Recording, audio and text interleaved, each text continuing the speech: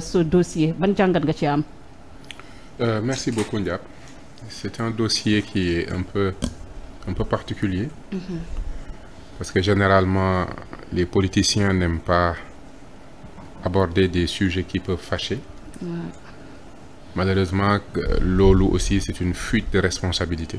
Parce qu'un homme politique, dès l'instant que tu décides de faire de la politique, da ngay dox ci ñaari yoon mooy responsabilité ak solidarité. Donc bien avant l'aspect technique, un homme politique, tu dois faire preuve de responsabilité et de solidarité. Et je le dis parce que suñu société dafa am des questions qui sont sociétales, des questions qui sont problématiques, des questions qui sont buy invoquer même suñuy logique sociale. dafa mën naan sax dafa am une dimension sociologique nga xam ne daf ci nekk. te question yooyu posé ko c'est pas être dans l'actualité, ce n'est pas indexer des personnes, mais poser ko c'est questionner la société sénégalaise en tant que telle. C'est ça la complexité de ces questions-là, et souvent nit ñi duñ ci bëgg aborder, surtout les hommes politiques, et pourtant c'est eux qui doivent prendre des décisions. ñoom ñoo war a amener une société à évoluer. Tout à fait. Dafa am, j'ai l'habitude de le dire, ku may suivre des fois di nga gis soit sur Facebook, soit même dans l'ouvrage que je publie bientôt. Je dis que société sénégalaise am na ñeenti éléments yoo xam ne dañ ko soofantal. Xale, jigéen, ñi nekk en place su étranger yi. C'est vrai. Une société purement humaine. ñooñu mënoo boo fekkete ne on est vraiment une société humaniste qui prend en compte ces nit ñooñu dañ koy gis, parce que ñooñu ñooy ñi gën a néew doole ci société bi, parce que souvent la société c'est la société des hommes, hein. C'est les hommes souvent qui décident. Et ce qui devrait même évoluer. Donc ñooñu mooy ñi nga xam ne souvent on décide à leur place. Souvent les enfants on décide à leur place. Les femmes on a tendance à décider à leur place. Les prisonniers ils sont en prison, leurs conditions ñun ñoo leen koy teg.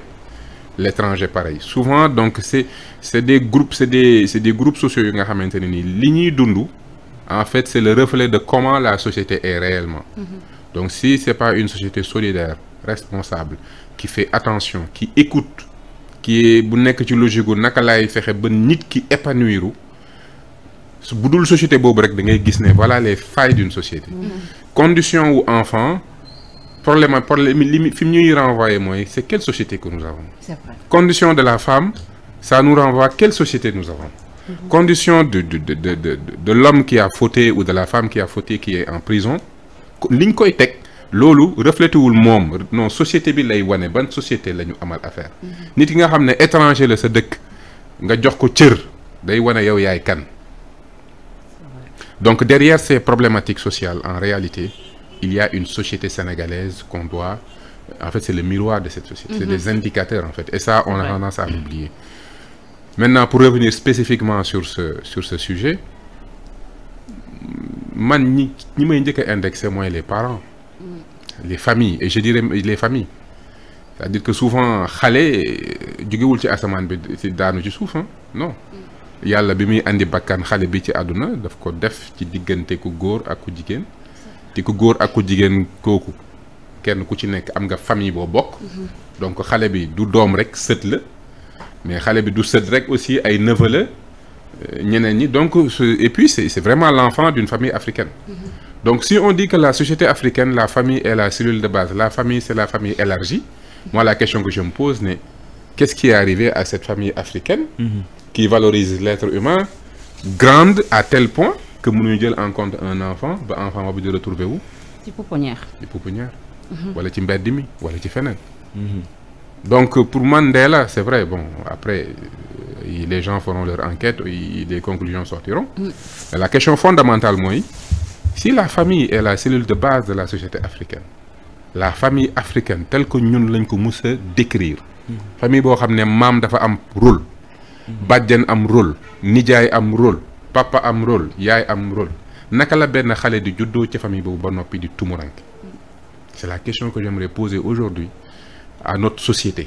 ñu xoolaat suñu bopp, parce que ni ñuy gisee xale yi di sonn, soxna yi di sonn, ak système carcéral bi criminalité bi léegi ni mu teelee avec les jeunes ak étrangers yi seen comportement dans la société da ngay xam ne ñu est-ce que c'est pas parce que notre société qui est en train de changer est-ce que c'est pas nos familles qui perdent les valeurs qui fuient leurs responsabilités man foofu laa bëgg ñu andi ko parce que si aujourd'hui nos familles africaines reprennent leur rôle l'État est obligé de suivre le rôle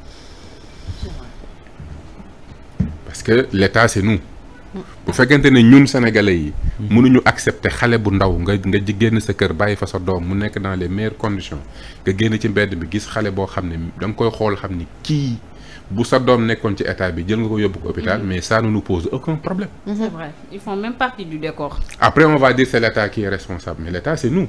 Mais aussi Bal au-delà de cette famille sénégalaise nga xam ne mën nañu wax ne elle est problématique mais la place de l'État du Sénégal par rapport ak li nga xam ne moo nekk l'humain parce que des fois xale yi nga xam ne qui se retrouvent si yooyu les pouponnières c'est des enfants yoo xam ne peut-être ay xale yoo xam ne dañuy juddu si anam boo xam ne comme on a une société boo xam ne des fois man je me dis qu'on a une société assez brutale par rapport ak suñu ay gis-gis si ñooy les xale le rôle de l'État naka la war a taxawee parce que dans d'autres sociétés ñoom dafa am place bu am solo boo xam ne dañ koo jagleel fii xale yi suñu ay ministère suñu ay président wala sax suñu ay politique ban projet leen consacrer à ces enfants.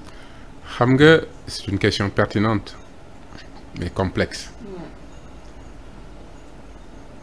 Xam nga une société c'est d'abord les valeurs. Société valeur la. Quand une société perd ses valeurs day perdre son identité. te valeurs yi nit ñi ñooy incarner valeurs yi donc quand une société valorise l'humain c'est ça qui est important. Maintenant bu fekkente ne ñun dañu am état boo xam ne l'état n'est pas le produit de la société. C'est un état hérité du colon. Et je l'ai dit dans l'ouvrage que je sors bientôt. Les 10 fondements. Je parle des 10 fondements et je l'ai dit que tant que amuñu une refondation sociétale, une refondation étatique, parce que c'est le citoyen qui fait naître le vrai État. Un vrai citoyen va toujours chercher à avoir un bon État. Mais un citoyen qui n'a pas conscience de son rôle, de ses responsabilités, politiciens dañ koy nax tous les jours. te politiciens suñ koy nax tous les jours le résultat c'est quoi? C'est que genre état yi la ñuy am. état boo xam ne day ñëw nekk dans une logique de servir des intérêts étrangers nekk dans une logique d'un programme politicien rapide naka lay endetté woo yu jëkkati tout de suite 14 000 milliards def ay TER alors que ne boo génnee ci mbedd mi les gens meurent de faim mais c'est pas ton problème parce que tu sais très bien que sénégalais yi loolu dérangé wu leen. Donc l'État est à notre image. État bi ñu am nii c'est à notre image. Parce que État xam na ne sénégalais yi d'une manière générale politique bi ñu gëm mooy politique xam nañ ne politique la. Sénégal sañ la koy wax. ah non politique la. politique waraate la politique wax du dul dëgg la politique noolooy politique donc Sénégal dafa dem ba dafa d'accord ne lii mooy politique alors que loolu du politique. léegi politicien bi fekk ko foofu fekk ko ci logique boobu. alal ji nga xam ne tey dañu waroon nekk dans une logique de bâtir le vrai type de Sénégalais xale bi bu juddoo ñu fexe ba mu nekk un bon citoyen bu am ay valeurs am ay compétences gëm histoire am gëm ay maamam gëm boppam gëm avenir am gëm famille am gëm dëkkam gëm boppam. C'est ça le Sénégalais bu juddu nous avons l'obligation c'est un devoir pour ñun ñu def ci Sénégalais bi loolu parce que buñ ko ci deful mais Sénégalais boobu il cesse d'être une solution mais il devient un problème. Et c'est eux tous les jours qui nous causent tous les problèmes que nous voyons. kuy jaay reewande ci dëkk bi jaay xamadi buñ la joxee liggéey doo xëy si heure doo wàcc heure boo joxee rendez-vous faussé ko boo gisee portable jël mais lu tax comportement boobu mais parce que c'est l'absence de valeurs l'absence d'éducation et loolu suñu système d'éducation suñu système de santé suñu ordre social boo génnee ci mbedd mi parce que da nga koy gis da ngay gis ne Sénégal c'est comme si yow quand tu es dans la rue espace la boo xam ne lu la neex def la alors que ne boo demee au Canada nga dem France dem États-Unis mais boo génnee ci mbedd mi ni ñu rëddee mbedd mi rek dañ lay wan ne la mbedd mi du lu neex waay def. trottoir bii ngay dox lundi fii ngay gaare sa oto mardi fee nga koy gaare amoo droit yéeg sa oto ci trottoir l'espace li ñu organiser espace rek boo juddoo ci dëkk bi da nga xam ni réew mii dañ koo teg ci yoon. même l'espace te dit tu es dans un espace organisé mais bu fekkee ne dañu nekk ci réew mu nga xam ne état bi amul volonté refonder le vrai type de Sénégal le vrai type de Sénégalais dafay jouer ci la politique politicienne parce que c'est avec ça qu'il s'enrichit. Et c'est avec ça aussi qu'il garde le pouvoir parce qu'on a une très mauvaise définition de la politique. On dit que la politique c'est comment conquérir le pouvoir et comment le conserver. Et ça, alors que ça c'est pas de la politique. La politique c'est comment faire pour que ta nation gère ses intérêts et ses valeurs. Comment faire pour que les Sénégalais conservent les valeurs qui font d'eux des Sénégalais. Et comment faire pour que les Sénégalais puissent tirer le maximum de leurs intérêts. C'est ça faire de la politique. C'est vrai. Mais bu fekkente ne ñun moo tax état bii ñu am fii réseaux sociaux yi ñooy génne information bi ñoom ñu door a réagir. Mais bu nekkoon un état sérieux état bay génne information. Exactement. Service municipal de l'enfance. Parce que loo mën a gis ci àdduna ça se passe dans une municipalité. Est-ce qu'ils existent au Sénégal? C'est ça xam nga moo tax gëm bi ma gëm décentralisation les gens pensent que c'est parce que dama xam lan mooy décentralisation bu doon politique 100 la décentralisation mooy 50%. C'est vrai. Municipalité tey jii moo war a xam lan moo xew sama espace. pouponnière bu fi amee dama war a dem di visiter xale yooyu. Municipalité loolu mooy rôle am c'est la protection de l'enfant urbanisme. Proximité gestion des marchés assainissement le proximité nit ki li muy dund au quotidien c'est loolu la rôle municipalité mais suñu politique de décentralisation comme vous le savez Macky Sall moom pour moom décentralisation mooy maire bennoo nga wala maire opposition sa politique de décentralisation se limite à cette question bu dee maire bennoo nga xam na nu muy def ak yow bu dee maire opposition nga xam na nu muy def ak yow ça se limite à ça. C'est vrai. Donc tant qu'on est dans ça on va être dans le sous-développement on va être dans la pauvreté on va être dans les difficultés on va être dans le désordre dans les rues on va être sénégalais bu ñëw gën a doy waar sa morom demal ci et puis je vous conseille vous les journalistes faites tout pour entrer dans les polices commissariats de police ngeen fexe inviter les adjudants de police qui s'occupent des enquêtes ñu wax leen ci criminalité bi xew ci dëkk bi et vous di ngeen jommi ci léegi ban criminalité lañ am vous allez vous rendre compte parce que man dama ko dund récemment toog ak ñoom et comme voilà je pose des questions mais dañ lay raconter ce qui se passe tu te dis mais attends nous mais quelle jeunesse on est en train de produire ces gens-là quand ils vont avoir 40-50 ans mais c'est quels Sénégalais ils vont être ñooñu ñoo war a fay impôt ñooñu woo léegi ñoo war a def les inventions ñooñu ñoo war a nekk dans les entreprises di liggéey nekk des managers war a nekk des pères de famille nekk des mères de famille wala yar seen doom qu'est-ce qu'on est en train de faire de ce pays? C'est vrai. Mais par rapport à ce dossier précis, parce qu'on a vu le procureur Balla pour si peu mu gaaw autosaisir et là on parle ay xale yoo xam ne ñu ngi wax ci mbirum xale yoo xam ne dañoo ñaari xale yu ñàkk seen bakkan ak ay xale yoo xam ne ñu ngi ci benn situation bu alarmante ñu ngi wax sax ay dañoo nekk ci li nga xam ne moo nekk malnutrition tey est-ce que jotul le procureur autosaisir par rapport à ce dossier?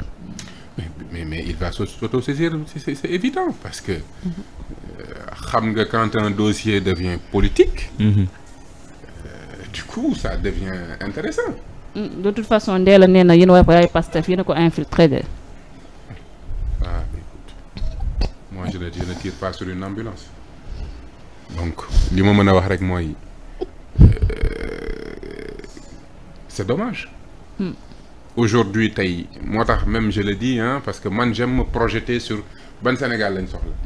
Normalement on devrait avoir des procureurs yoo xam ne ñun ñoo leen fal. Non c'est vrai. Des procureurs élus. Exactement. Qui n'en ont rien à faire de la politique. Qui savent qu'ils sont là pour 10 ans. 10 ans yooyu si je suis un excellent procureur et que je poursuis pour l'intérêt des populations de tel département qui m'ont élu mais am naa chance am beneen niveau ce procureur là. Mais il n'en a rien à faire bu kan mooy ministre ku dul ministre. Il sert le peuple sénégalais. moo tax gis nga suñu sous-développement boo koy analyser rek da ngay xam ne on a un problème systémique dans ce pays. Le système qu'on a dans ce pays tant que mi ngi perte continuer tant que refondé wuñu suñu société par nos valeurs l'importance de la science éducation tant que xoolaatuñu suñu système étatique bii est-ce que c'est un état réellement souverain. ma jox leen exemple. On dit que Sénégal c'est une démocratie on a une constitution par le peuple du peuple et pour le peuple n'est-ce pas et que on a 3 pouvoirs. L'exécutif c'est vrai le président de la République et les maires sont élus par les populations. Dernièrement sax léegi les maires sont élus directement ce qui est bien. Législatif tu as des députés qui sont élus par des départements mais il y a une bonne partie des députés qui sont choisis par des chefs de partis politiques.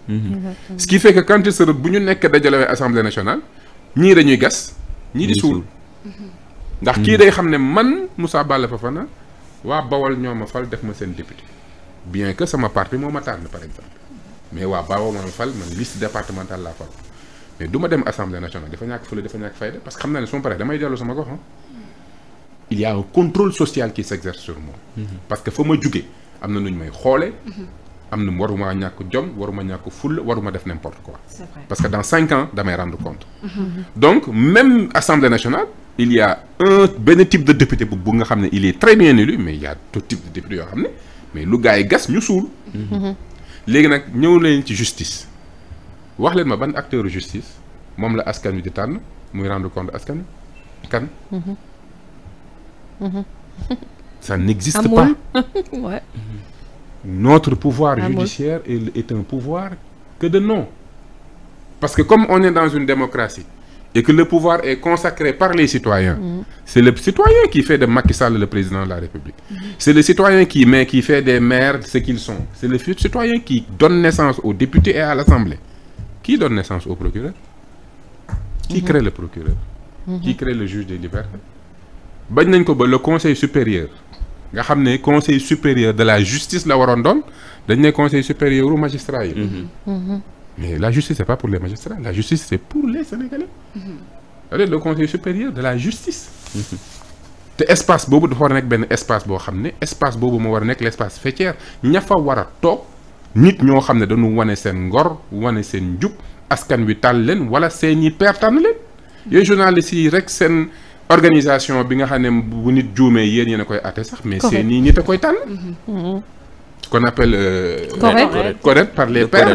Tribunal des pairs. Tribunal des pairs. Au moins. Et là on a ça et on appelle ça benn justice. Et nous savons très bien que c'est pas un pouvoir parce que c'est pas constitué par les citoyens. Et moi le Sénégal dont je rêve Sénégal la bu nga xam ne département bu ne day tànn procureur. Département bu nekk day tànn benn juge des libertés.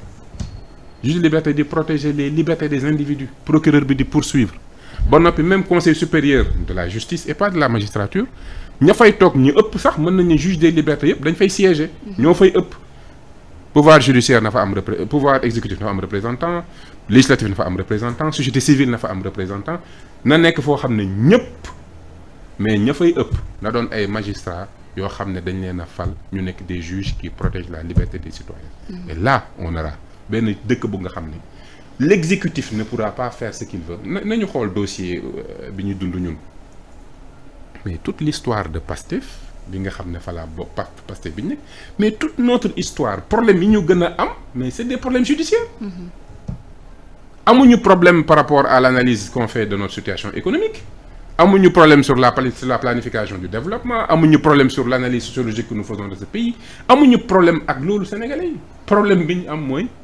dossier judiciaire. C'est vrai c'est vrai Balla merci Mamy par rapport ak ce dossier Ndella